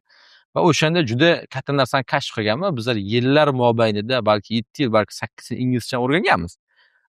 O'sha to'garaklarga borganmiz, o'qituvchilar darsiga o'tirganmiz, ba'zi vaqtda darsdan qochib ketib, kompyuter o'ynaganmiz, darsga bordik deb yoki darsga borganimizda to'rtta so'zni yodlab yana aytib qaytib kelganmiz. Samaradorlik juda past bo'lgan. O'sha Malayziyaga borganimda sezganman, bir oylar juda o'sha ular hamma ingliz tilida gapiradi. Malayziyaning o'zining tili bor, u bizlarga aloqasi yo'q, o'rganishda ham iloji yo'q. Keyin o'zimni tasvirlab bera olmaganimdan keyin, kim bilandir gaplasha olmaganimdan keyin majbur bo'lganman inglizcha o'rganishga. Va o'sha yoshlikda o'rgangan, yodlagan lug'atlarim birma-bir miyamga qaytib kela boshladi. Xotira uyg'ongan. Gapirishim juda tez bo'lgan va bir oyda ichida bemalol misol uchun o'zimizda nima deydi, tushuntirib bera oladigan, nimadir so'raydigan darajaga chiqqan. Xuddi shunday bu qaysidir ma'noda qiyinchilik bo'lganimdan, qaysidir ma'noda insonni o'zini o'zi kashf qilish va kelajakka bo'lgan intilishda yuqori bo'lishi va bu qiyinchiliklar albatta oxirida o'zini nima deydi, muvaffaqiyati bilan, o'zini samaradorligi bilan kelganligi uchun bizlarni aksincha o'stirgan deb o'ylayman. Shunday, musofirchilik o'zi ko'pchilikni sindiradi deyishadi, lekin sizni gaplaringizdan shuni anglashimiz mumkinki, insonning o'ziga bog'liq ekan. Qaysi yo'lda foydalansa, qaysi yo'lda yuradigan bo'lsa, shunga qarab kimgadir foydali bo'lishi mumkin, kim uchundir zararli va niyatga bog'liq. Hozir mana 8-sinfda 12 kishiga rahbarlik qilgan Nizomiddin bugun yuzlab ishchilarni ish bilan ta'minlaydigan, yuzlab insonlarni ish bilan ta'minlaydigan Nizomiddin Muhammadiyevichga aylandi. Polimer Binokor kompaniyasi. Boshqa podkastlaringizda, boshqa suhbatlarda ko'p aytgan bo'lishingiz mumkin. Qisqacha ma'lumot sifatida bizga ham aytib o'tsangiz, chunki bu podkastni tomosha qilganlar avvalgilarini tomosha qilmagan bo'lish, ko'rmagan bo'lishi mumkin. Qanday yirik loyihalarni amalga oshirgan va bugungi kunda amalga oshirayotgan ishlar. Polimer Binokor kompaniyasi. Paymir Binokor juda ko'plab loyihalarga asos solgan, juda ko'plab loyihalar bajargan aytib o'tganingizdek, bularda asosiy podryadchik vazifasini bajarganligi uchun shu kungacha bo'lgan asosiy loyihalari qo'shma loyihalar bo'lgan va qo'shma loyihalarni ichida bo'lganligi uchun juda ko'p yoritilmagan, juda ko'p ko'rsatilmagan. Man misol uchun yaqinda bo'lgan O'rgzor Residence loyihasi bor. Bunda ham Paymir Binokor ishtirok etgan. Sergelida bo'lgan katta loyihalar bor. 16 qavat domlar qurilishi o'shanda ishtirok etgan. Mana Qo'qonda prezident tashrifi bo'ldi yaqinda. Bir adashmasam bir haftalar bo'lib qoldi. O'shanda ham Qo'qon Residence loyihasida ishtirok etgan. Samarqandda Bionur shifoxonasi, ya'ni faqat uy qurish emas, shifoxonalar qurish, qo'shimcha tarmoqlar, ya'ni keng tarmoqli qurilish deganda misol uchun mehmonxona loyihalari bor. Mana bu Jizzaxda Zominda zamindor loyihasi bor. Bu 5 yulduzli mehmonxona loyihasi bor. Xuddi shunday juda ko'p loyihalarda ishtirok etgan. Riviera bor. Hozir tog'da o'sha Rivierada ham ishtirok etgan. Bu kabi sanaydigan bo'lsak loyihalar juda ko'p. Men bugun shu kecha kunduzda asosiy loyihalardan bittasi hozir 10x loyihasi bo'lib turibdi va 10x loyihasini bizlar qurilish jarayonidamiz. Qurilishda 10x bilan davom etyapmiz hozir. Shunday. Hozir O'zbekistonda nima deb o'ylaysiz? Qurilish sohasida haqiqiy kuch kimda? Sifatga e'tibor berayotganlardami yoki marketingni kuchaytirayotganlarda? Men ikkalasida ham deb bilaman. Ikkalasida ham qaysidir ma'noda qurilish kompaniyasining strategiyasiga bog'liq. Asosan sifatda deb bilaman. Nima uchun? Chunki sifat doimiylik va davomiylik. Kim bugun qurilish bozori kundan kunga raqobat rivojlanib ketyapti, takliflar ko'payib ketyapti. O'shaning uchun kim sifatli qursa, yillar mobaynida bu bino shunday narsaki, 1 yil, 2 yilga emas, yuzlab yilga xizmat qiladigan binolar. Va buni ichida inson yashaydi, insonlar yashaydi. Shuning uchun sifat birinchi o'rinda deb bilaman. Va qaysidir bir qurilish kompaniyasini strategiyasi uzoq yillar davomida o'sha qurilishda qolish va sog'lom xizmat qilish bo'lsa, bu albatta sifatga e'tibor berish kerak deb o'ylayman. Chunki sifatsiz qurilgan narsani ertaga javobgarligi ham bor. Ikkinchi tarafi marketing. Endi zamon rivojlanyapti. Shu kecha kunduzda marketing ba'zi qurilish firmalari bor, juda kuchli, juda sifatli-yu, lekin marketing yo'q. Endi bunga ham moslashish kerak. Ba'zi qurilish firmalari bor, marketing juda kuchli-yu, lekin o'sha jarayon, o'sha aytayotgan marketingni tasvirlab bera olmaydi. Aksi emas. Marketingni ko'proq kimlar qiladi? Ya'ni qisqa muddatli foydaga erishmoqchi bo'lgan yoki o'zini yo'q narsani bordek ko'rsatadigan yoki insonlarni o'ziga jalb qilib, mana shu narsa bizda bor deb, ya'ni yo'q narsani bordek ko'rsatadigan fokus qaratadigan firmalar bo'lishi mumkin. Lekin bu ham noto'g'ri deb bilaman. Endi ikkalasi aslida bu aytganimdek qurilish firmasining strategiyasiga bog'liq. Ikkalasi bitta kompaniyada mujassam bo'lsa, eng to'g'risi mana shu bo'ladi. To'g'ri aytyapsiz. Hozir siz sifatli uy qursangiz, sifatga e'tibor bersangiz, lekin uni reklama qila olmasangiz, odamlarga ko'rsata olmasangiz ham bir tomondan yutqazasiz yoki marketingni kuchaytirib sifatga e'tibor bermasangiz ham deylik uylaringiz yodrilmay qoladi. Mana shu ikki tomonni birgalikda hozirgi kunda birgalikda olib borishga harakat qilyapsiz. Va yana bir muhim savolni sizga bermoqchi edim. Bugungi kunda aynan uy qurishda nima deb o'ylaysiz? Aniq fikringizni bilishni xohlardim. Aldov ko'pmi yoki ishonchli kompaniyalar ko'pmi? Bu aslida juda qiziq savol, ya'ni insonlar qiziqadigan savol. Men shunday deb o'ylayman, aslida ishonch ko'p. Juda ishonchli qozongan firmalar juda ko'p. Qurilish. Bizlarda misol uchun ishonchsiz komandalar, ishonchsiz qurilish firmalari juda oz aslida. Va bizlarda misol uchun O'zbekiston yoki Toshkent bozori dunyodagi ishonchli bozorlarda ro'yxatida turadi. Ya'ni nechinchi darajada turadi. Chunki misol uchun hamma bemalol harakat qiladi, xohlagancha misol uchun qurilish ishlarini olib boradi, xohlagancha sifat ishlarini olib boradi. Faqat qurilishda ishonchsizlik ko'pmi degan savolda bitta anti-reklamasi bor. Bizlarda jamiyatda inson psixologiyasi shunaqaki, negativ bo'lsa, hamma fokus o'sha yerga qaratiladi. Misol uchun Toshkentda ham bir 2 ta yoki 3 ta, balki ko'pi bilan 10 ta ishonchsiz kompaniya bordir, lekin minglab ishonchli kompaniyalar. Va media minglab ishonchli kompaniyalarning muvaffaqiyatli loyihalarni yoritmaydi-yu, o'sha qaysidir muvaffaqiyatsiz bo'lgan kompaniyani muvaffaqiyatsizligini ko'proq yoritib beradi. O'shaning uchun bizlarda yani inson qaraganda, e'tibor berganda xayolida qurilish kompaniyalari ishonchsiz yoki sifatsiz deb o'ylashi mumkin. Bu aslida faqat ma'lumotlarni noto'g'ri insonlarga yetkazish. Xuddi shunday misol uchun ishonchsiz kompaniya bu hamma bozorda bo'ladi, hamma jamiyatda bo'ladi. Chunki hamma jamiyatda muvaffaqiyatli bo'ladi degan gap yo'q. Hamma firma muvaffaqiyatli bo'lishi kerak degan gap yo'q. Bozor bir-biri bilan raqobat qiladi va muvaffaqiyatlilar o'sadi. Xuddi shunday buni muvaffaqiyatsiz kompaniyalar ko'rsatganda, muvaffaqiyatli kompaniyalar deb ko'rsatsa, insonlarda fikr o'zgaradi. Haqiqatan ham Toshkentda ishonchsiz kompaniyalardan ko'ra ishonchli kompaniyalar juda ko'pligini bilishadi. Va bu ishonchsiz kompaniyalar men o'ylayman 1% ga ham to'g'ri kelmaydi deb o'ylayman. Shu darajada kammi? Albatta. Hozir guruch kurmaksiz bo'lmaydi degan naql bu yerda bemalol ishlatish mumkin-da. Nima deb o'ylaysiz? Balki o'sha sifatli ish yuritayotgan hozir mediada keng ochiqlanmaganligini sababini aytib o'tdingiz. Yomon, negativ tomoniga e'tibori kuchli bo'ladi. O'zi insoniyat shunaqa-yu. Tabiatiga bog'liq jarayonda bu. Aynan o'sha sifatli kompaniyalar mediani, marketingni rivojlantirmayotganligi sababli bunday holatlar ko'payayotgandir balki. U ham to'g'ri fikr. O'sha kuchli kompaniyalar o'zini to'g'ri yoritib bera olishi kerak. Qilayotgan ishini xalqqa to'g'ri ma'noda yetkazib bera olishi kerak. O'shanday bo'lsa, boya aytgandek, xalq ham haqiqiy ma'noda kuchli kompaniya kim u, kuchsiz kompaniya kim? O'shani tanib oladi. Va media ham aslida bir qurilishda bir iqtisodiyot. Ya'ni unga ham qaysidir ma'noda misol uchun xarajat bo'ladi. Ba'zi qurilish kompaniyalar uzoq strategiya o'ylamaganligi uchun, misol uchun bugun savdomiz yaxshi, bizlarga media kerak emas deb o'ylashadi. Lekin media nima uchun kerak emas? Chunki bugunga xarajat bo'lib turganligi uchun. Oyiga misol uchun qanchadir ma'noda komanda ishlash kerak, qanchadir ma'noda pul ajratish kerak reklamalarga. O'shaning uchun bugun xarajat deb ko'rishadi va boya aytganingizdek, misol uchun o'zini to'g'ri ma'noda yoritib berisha olmaydi.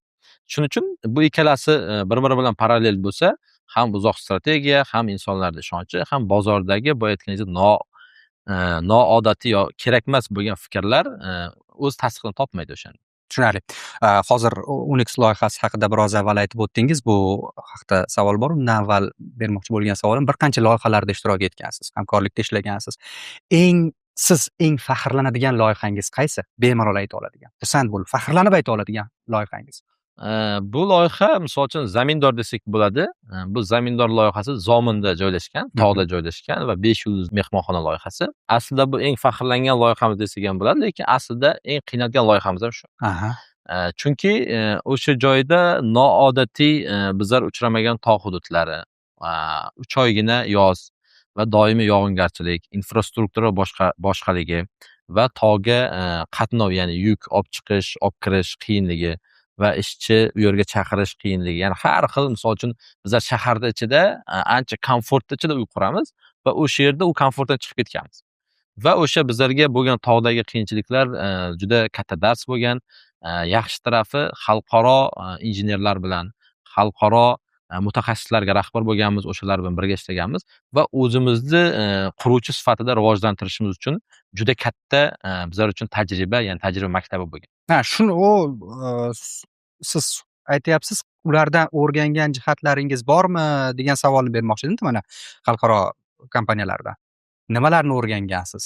Va hozir o'zingiz o'sha ish faoliyatingizga tatbiq qilyapsiz. Qurilish aniq hisob-kitoblar asosida ishlanadi.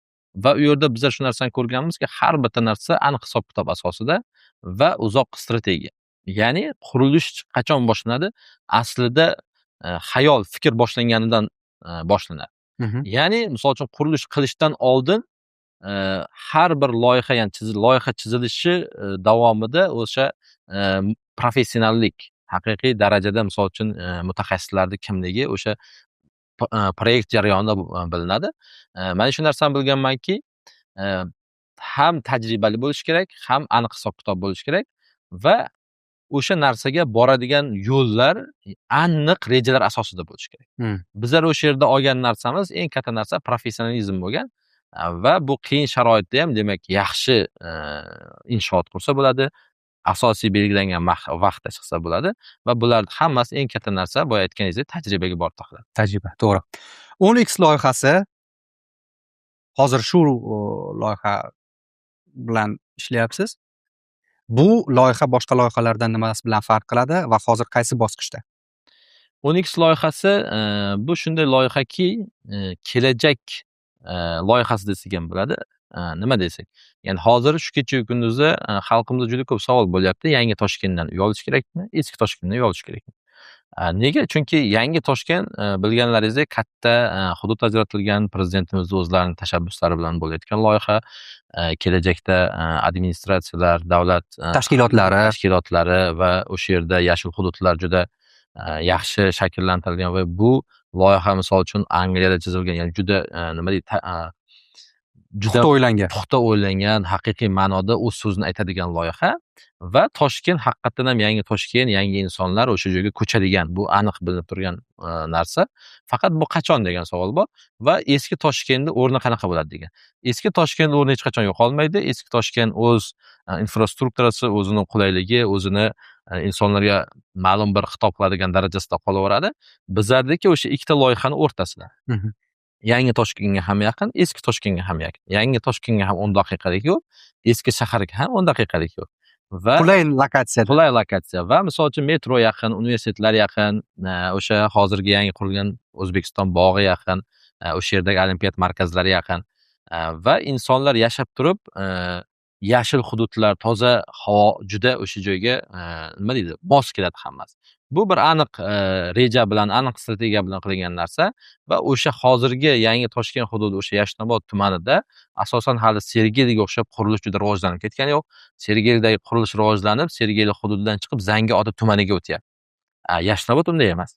Yashnobod hali endi uyg'onayotgan, hali o'ziga yangi loyihalarni jalb qilayotgan, o'zini qaysidir ma'noda loyihalar bitgan va kelajakka bo'lgan umid katta bo'lgan joy bo'lganligi uchun bu Onyx loyihasi o'sha hududdan tanlangan va o'sha hozir mana 2 oy ichida noldan boshlangan bo'lsa, bizlar hozir 8-qavatga keldik. Ya'ni 8-qavat bitgan, 8 qavat bitgan bir loyihadan bahs qilyapmiz. Qanday holatda uylar topshiriladi? Korobka holatdami yoki tayyor ta'mirlangan holatda? Bizlar asosiy loyihalarimiz tayyor ta'mirlangan holatda topshiramiz. Nega desangiz, Yevropa tajribalari yo bo'lmasa Amerika tajribalari bular har doim uy bitgan holatda berishadi. Nima uchun? Chunki har bir insonning vaqti o'zi uchun qadrli. Va bu quruvchi uchun ayni vaqtda dezavantaj. Ya'ni bu diskomfortni beradi. Nimaga? Chunki insonda shunday tushuncha bor, shaxsiy mulk qayerdan boshlanadi? O'zimni eshigimdan boshlanadi deydi. Ya'ni insonni bizlarni klientlarimizni oladigan bo'lsak, ularning injiqligi o'zini kvartirasini eshigini ochgandan boshlanadi. Bizlar o'sha injiqliklarni ko'taryapmiz. Nima uchun? Chunki uzoq strategiya bo'lganligi uchun. Bozorda raqobatchi kam bo'lgani uchun, raqobatda bir pog'ona oldinga chiqishimiz uchun bo'lingan bir qadam. Endi misol uchun bizlarda shundayki, inson eng qadrli narsa bu aytganda vaqt. Keldingiz, misol uchun tayyor loyihadan uy sotib oldingiz, loyiha bitdi, tashqari infrastrukturalar hammasi tayyor, uy fasadlari tayyor, siz ko'chib kiraman deysiz, lekin uyingiz hech tayyor emas. Endi bu sizga qo'shimcha mashaqqat beradi va qo'shimcha diskomfort beradi mijoz sifatida. Siz misol uchun hamma qurilishda yaxshi tushunadi degan narsa yo'q. Qurilishda eng ko'p ustadan aldanishadi. Chunki o'zi aytayotgan narsani to'liq tushuntirib bera olmaydi quruvchi bo'lmagan uchun. Usta ham u xohlayotgan narsa nimaligini aniq bilmaydi. Ikkalasi bir-birini tushunmaydi, bilmaydi. Va aniq hisob-kitob bo'lmaydi. Misol uchun $10,000 bilan men bitiraman deb o'ylaydi, 15,000 ga, 20,000 ga chiqib ketib qolishi mumkin. Mana shunaqa noaniqliklar ko'p. Va asosiy diskomfortni qo'shnilar bir vaqtda o'zida ko'chib kelishmaydi. Har xil vaqtda ko'chib kelishadi. Misol uchun biri keladi, qurilish bitgandan remont qiladi, yashashni boshlaydi. Bir xillari keladi 1 yildan keyin, 2 yildan keyin, 3 yildan keyin. Ya'ni o'sha obyektda, o'sha misol uchun loyihada qurilish ishlari doimiy davom etganligi uchun hammaga bu narsa diskomfort beradi. Shuning uchun bizlar buni oldini olish uchun haligi qo'shnilar ko'chib keyin kirishsa ham, lekin eng kamida usta ishlatishmaydi. O'shaning uchun bu chuqur o'ylangan, insonlarga haqiqatan ham qulaylik beradigan loyiha. Hozir qurilish haqida gapiryapmiz, lekin ochiqlanmaydigan haqiqatlar ham bor-da. Buni ham aytishimiz kerak. Ko'p gapirilmaydigan haqiqat. Qurilishda eng ko'p pul qayerda yo'qoladi? Bu ko'pchilik aytmaydi. Shunaqa, bu ochiqlamaydi. Onam aytardilar, bolam pul topma, hisob top. Qurilish ham xuddi shunday narsa. Qurilish qilishdan oldin aniq strategiya bo'lish kerak. Qurilishda vaqt juda katta narsani hal qiladi va kuchli jamoa bo'lish kerak. Siz misol uchun ba'zi qurilish kompaniyalari 2 yillab, 3 yillab qurilishni davom ettirgandan keyin o'sha vaqt davomida ham oylik, ham rasxodlar doimiy davom etganligi uchun ham foyda marjasi kamayib ketadi, ham bozordagi ishonch yo'qolib ketadi. Shuning uchun bu yerda aniq strategiya, aniq iqtisod, hamma narsa aniq bo'lgandan keyin bizlarda asosiy avantajlarimizdan biri, bizlar hech qachon klientlarni puliga uy qurmaymiz. Bizlar uy quramiz, keyin sotamiz. Bu ham o'zimizga misol uchun aniq rejamiz borligi va aniq reja asosida ishlay olishligimiz o'zimiz uchun eng katta avantajimiz. Klientni ishonchi ikkinchi o'rinda, bu qurilish jarayonida u tayyor mahsulotni, tayyor binoni ko'rgandan keyin men pul bersam ertaga uy qurib berishadimi? Asosiy savol klientda mana shu. Bu uyimni o'z vaqtida olamanmi degan savol bo'lmaydi. Ishonch bilan kelib pulni beradi va oladi. Tayyor uy uchun. Tayyor. Shuning uchun bu yerdagi asosiy narsa bu aytganda hisob topishlik va misol uchun kichkina narsalarga ba'zi katta kompaniyalar e'tibor bermaydi va o'sha kichik hisobsizlikdan asosiy katta muammolar kelib chiqadi. Yaxshi, o'ziga xos, qiziq javob bo'ldi. Rostdan ham shunaqa uy olmoqchi bo'lsangiz, ishonchlimi yoki yo'qmi deb surishtirishga tushasiz. Kadastri tayyormi yo'qmi deb surishtirishga tushasiz. Va siz qurayotgan uylar Onyx loyihasi, demak, uylarni tayyor holatda topshiradi va sotib oluvchini pullariga qurilmaydi bu uylar. Siz o'z hisobingizga uylarni qurasiz va keyin sotasiz. Tayyor bo'lgandan keyin sotasiz, tayyor holatda. Shundaymi? Xuddi shunday. Tushunarli. Yana bir muhim savol, aynan Onyx loyihasi bu investitsiya uchunmi yoki kirib yashash qulay bo'lgani uchunmi? Bu ikkalasiga ham xitob qiladigan bitta loyiha. Mana bizlardagi kichkina kvadratlar bor. Bu investitsiya uchun juda qulay. Kimdir misol uchun uy oladi va sotadi. O'sha kichkina kvadrat bo'lganligi uchun uni tannarxi kam, ya'ni qaysidir ma'noda kamroq byudjetga chiqqani uchun bu investitsiyaga juda qulay. Ba'zilar olib qo'yadi, ijaraga berishadi. Ijaraga berishga ham juda qulay. Misol uchun bir xonali kvartiralar bor, o'shalar bu investitsiyaga juda qulay. Va buni yaxshi tarafi, tayyor ta'mirlangandan keyin pul tikkan odam hech qanaqa qo'shimcha harakatlarsiz, ya'ni ovoragarchiliksiz o'sha pulni tikadi, kadastrini oladi va eshigini ochib yo kimgadir sotadi yoki kimgadir ijaraga beradi. Bu investitsiya uchun juda qulay, kichkina kvadratlar. Va bu o'rta va katta kvadratlar ham bor. Bu o'rta kvadratlar misol uchun yosh oilalar, ya'ni yashash uchun. Ularda katta puli yo'q, lekin yashash kerak. Bular uchun ham juda qulay. Narxlari qimmat emas, tayyor ta'mirlangan, kiradi, bu aytgandek, o'ziga parda yoki divan yoki gilam deymiz, o'ziga maishiy ehtiyojlarini olgan holda kirib bemalol yashasa bo'ladi. Va misol uchun katta oilalar uchun, ya'ni misol uchun bizlar katta oilamiz, qaysidir 40 yoshdan oshgan yoki farzandlari katta bo'lib qolgan yoki uylarida misol uchun ota-onasi bilan yashaydigan yoki doimiy mehmon keladiganlar uchun ham bor. U kishilar uchun ham katta kvadratlar bor. Ular ham bemalol misol uchun yashash uchun juda qulay lokatsiya, toza hudud, toza havo, boya aytganda yangi Toshkent, yangi eski Toshkent hududlariga yaqin bo'lganligi uchun bu hammaga xitob qiladigan bir loyiha. Tushunarli. Tog' manzarasi ko'rinib turadi, erta tongda tursangiz o'ziga xos kayfiyat beradi bu insonga. Yaxshi. Aynan sifat haqida biroz avval aytib o'tdik-da. Onyx loyihasida ham bunga e'tibor berganmisiz? Ya'ni ko'pchilikni qiziqtirgan savol uylarni o'sha mustahkam ekanligi yoki yo'qligida. Xuddi shunday, misol uchun bizlar o'z loyihada ko'proq 400 markalik armatura berishadi. Bizlar bu yerda 500 marka ishlatyapmiz. Va bizlar uchun birinchi o'rinda ishonch, sifatlilik. Chunki boya ham aytib o'tdik, bu insonlarning kimlardadir orzusi, kimlardadir hayoti. Butun inson, ya'ni o'sha hayotini asosiy qismini, umrini o'sha yerda o'tkazganligi uchun bizlar birinchi o'rinda sifatga e'tibor beramiz va sifat bizlar uchun voz kechilmas qadriyatlardan biri. Odamlar qanday uylarni hozir ko'proq tanlayapti? Oddiy, u qadar sifatli bo'lmagan, lekin arzon uylarnimi yoki sifatli va qimmat uylar? Bu savol odamlarda o'ziga qarab o'zgaradi. Misol uchun birinchi talaba agar talabalikdan chiqib, misol uchun bu aytgandek, birinchi uyni olish, ya'ni yangi oila qurish kerak bo'lsa, ular uchun misol uchun bu yerda sifat degan narsa, ya'ni ikki tur bo'ladi. Sifat, komfort, sodda sifat. Ya'ni bu yerda qurilishda o'zi sifatsiz degan narsa yo'q aslida. Chunki har qanday qurilish kompaniyasini o'zining majburiyati bo'lganicha uchun sifatsiz qura olmaydi. Shuning uchun misol uchun kichkina kvadrat yoki o'ziga misol uchun sodda qurilgan uylardan tanlasa bo'ladi. Ba'zi oilalar bor, ular yaxshi lokatsiya bo'lgandan keyin tannarxi baribir oshadi. Va o'sha yerda komfort, misol uchun komfort qanaqa? Qo'shimcha qulayliklar bo'lishi mumkin. shaharga misol uchun qo'shimcha shahardagi infratuzilma qulayliklari bo'lishi mumkin. Qo'shimcha misol uchun xizmatlar bo'lishi mumkin. O'shani hisobiga qimmatroq chiqishi mumkin. Ya'ni bu yerdagi asosiy talab insonni o'zini moddiy kuchidan kelib chiqib, o'zini tanlovga bog'liq narsa, ya'ni bu narsa. Ha, cho'ntagiga qarab Xuddi shu. tanlaydi demoqchisiz. Tushunarli. Sizga aynan eng ko'p murojaat qilinadigan savollar qanday? Nima bilan murojaat qilishadi va o'sha savollarga ham hozirgi loyihangiz doirasida, Onyx loyihasi doirasida ochiqlik kirib javob berib ketsak. Bizlarga asosan o'sha qancha vaqtda qurasizlar, sifat qanaqa, bu umumiy insonlarni qiziqtiradigan savollar. O'sha bizlar aytilgan muddatdan harakat qilamiz oldinroq qurib berishga. Oldinroq. Chunki bizda o'zimizda bir mas'uliyat bor. Misol uchun agar loyihamiz 6 oy davom etadigan bo'lsa, bizlar har doim 9 oy deb e'lon qilamiz. Agar 1 yil davom etadigan bo'lsa, 1,5 yil deb e'lon qilamiz. Chunki ko'zda tutilmagan force majeure holatlari bo'lishi mumkin. Shuning uchun va o'sha berilgan muddatdan, ya'ni e'lon qilgan muddatimizdan har doim oldinroq qurilishimizni bitiramiz. Ikkinchisi sifat. Boya aytganimdek, bizlar sifat hech qachon bizlar voz kecha olmaymiz. Bu bizni voz kechmas qadriyatlarimizdan biri bo'lganligi uchun har doim sifatga e'tibor beramiz va sifat har qanday nima deydi, davlat tashkilotlari yoki o'sha standartlarga har doim mos keladi. Tushunishim bo'yicha, hozir javobingizdan tushunishim bo'yicha, siz o'z ishingizni zaxirasini olib qo'ygan holda keyin taklifni berasiz Shunday. mijozlarga. Shundaymi? Shunday. Hozir qancha muddatda qachon topshirmoqsizlar Onyx uylarini? O'zi e'lon qilganimiz 18 oy deb e'lon qildik. Hop.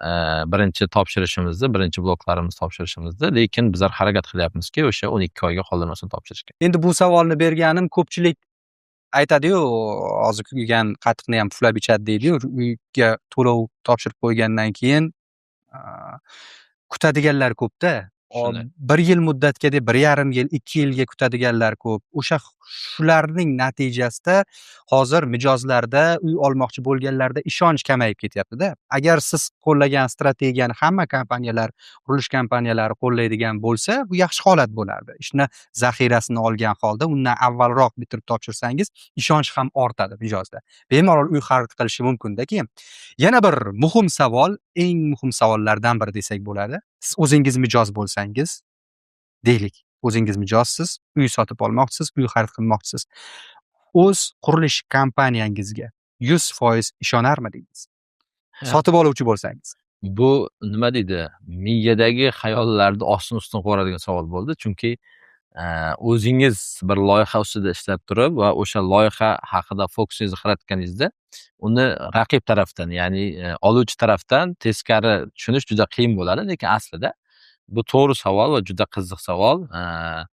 Men o'zim o'sha eski studentlik davrlarida birinchi uy olishim kerak bo'lgan ehtiyojdan kelib chiqib aytadigan bo'lsak, birinchi o'rinda qurilish kompaniyasini tekshirgan bo'lardim. Bu haqiqatan ishonchliman. Bu qurilayotgan binolar haqiqatan sifatlimi? Va topshirgan binolar qaysilar? Ya'ni qaysi loyihalarni Nima ishlar muvaffaqiyatli topshirdi va eng asosiysi o'sha topshirilgan loyihalardan mijozlar rozimi? Bu hozir endi oson bo'lib ketdi. Misol uchun internet saytlari bor, kommentariyalardan o'qisangiz bo'ladi. O'sha asosiy savollarga javob topganimdan keyin men albatta misol uchun qaysi qurilish kompaniyasi bo'lishidan qat'iy nazar o'shani tanladim. Bizlarda Onyx loyihasi xuddi shunday. Men agar o'zim bo'lgandim, xolis aytyapman, tanlardim. Chunki qulay lokatsiya, rivojlanayotgan yangi hudud, o'z vaqtida bitishligini isboti. Chunki 2 oy davomida 8-etажga chiqqanimiz o'zi ko'rinib turibdi va qay darajada ketayotganligi. firmani misol uchun o'tmishini ko'rish juda oson va kommentariyalar bo'lsin yoki yashayotgan insonlar bo'lsa, ulardan o'sha rozichilik qanchaligini o'rganish juda oson. Shuning uchun men qo'rqmasdan o'zim tanlagan bo'lardim. Nizomiddin aka, Polimer Binokor kompaniyasining rahbari sifatida javob bersangiz, aynan Onyx loyihasi yoki siz qilayotgan loyihalar, siz amalga oshirayotgan ishlar, Polimer Binokor kompaniyasi deylik, mijozlarni takliflariga, savollariga, tanqidlariga deylik, qanchalik ochiq? 100% ochiq desam bo'ladi. Chunki har bitta tanqid bu bizlarni o'stiradi. Har bitta taklif bu bizlarni o'stiradi. Bizlarda mediada har doim misol uchun har bir berilgan savolga ochiq javob beriladi va ular bizlar uchun juda qadrli va juda muhim. Chunki shunday narsaki, bizlar ko'ra olmayotgan narsa, bizlar e'tibor bermagan narsani o'sha mijozlar va tashqaridan bizlar kuzatib turgan insonlar bizlarga berishadi. Shuning uchun bizlar har doim bu takliflarga ochiq bo'lamiz va buni diqqat bilan o'rganamiz va o'zimizda kamchiliklarni ketkizish uchun asosiy omil deb bilamiz. Bu savolni nega berdim? Qanchalik o'zingiz qilayotgan ishga ishonchingizni bilmoqchi bo'ldim. Bemalol javob berdingiz. Demak, loyihangizga bemalol ishonasiz va yakuniy savol Polimer Binokor kompaniyasi va sizni yaqin 5 yillikdagi rejalaringiz. Onyx loyihasi bilan to'xtab qolmoqchi emassiz. Bundan keyin ham yirik loyihalarni amalga oshirmoqchisiz. Yaqin 5 yillikni olaylik. Xuddi shunday o'zimizni O'zbekiston bozorini oladigan bo'lsak, O'zbekiston bozorida ham arzon, ham tez, ham sifatli uylarni xalqimizga taqdim qilish. Bizlarda hozir berayotgan narximiz o'sha bozorda ham deyarli yo'q narxlarni beryapmiz. Chunki bizlar korobka holatida sotiladigan uylarning narxini под ключ holatda beryapmiz. Tayyor uylar. Tayyor uylar. O'shaning uchun men o'ylaymanki, bundan keyingi rejalarimiz ham bor, loyihalarimiz ham bor va bu loyiha yildan yilga kattaradi. Bizlar buni aniq strategiyasini, aniq rejalar tuzib chiqamiz va Toshkent bozorida asosiy sifatli, tez va hamyonbop uylarni xalqqa qurib beradigan bir firmalar qatorida bo'lishdi va eng asosiy anaqalarimdan o'sha o'zim ko'p chetda bo'lganim uchun men har doim aytaman, nega O'zbekistondagi bir qurilish kompaniyasi jahon bozoriga chiqib xizmat ko'rsatmaydi? Nega O'zbekistonga turk firmalari, Xitoy firmalari yoki o'zimiz bilgan Yevropa firmalari kelib qurilishda xizmat ko'rsatadi-yu, nega bir o'zbek firmasi borib Turkiyada yoki Yevropada yoki Amerikada o'zini xizmatini bera olmaydi? Va inshaalloh o'sha 5 yillik strategiyaning ichida bu xalqaro bozorga chiqish va xalqaro standartlar, xalqaro bozorda ham o'z o'rnini egallash kabi katta inshaalloh niyatlarimiz bor. Nizomiddin aka, yaqin deylik 1,5 soat vaqt davomida siz bilan suhbatni amalga oshirdim va bu jarayonda shunga guvoh bo'ldimki, niyatingiz xolis, maqsadlaringiz aniq va mana shu maqsadlarni amalga oshirish yo'lida sizga omad tilaymiz. Siz qatori sizni qo'llab turgan, sizga ishongan jamoangiz bor. Bu jamoaga ham omad tilaymiz va yana podkastlarimiz davomida aynan Onyx loyihasi yoki boshqa loyihalarni ham batafsil siz bilan suhbatlashib, tomoshabinlarga taqdim etamiz degan umiddaman. Omad tilayman ishlaringizga. Binokor podkasti davom etadi. Keyingi sonlarda uchrashguncha o'zingizni ehtiyot qiling va hamisha sog' salomat bo'ling. Yana ko'rishamiz.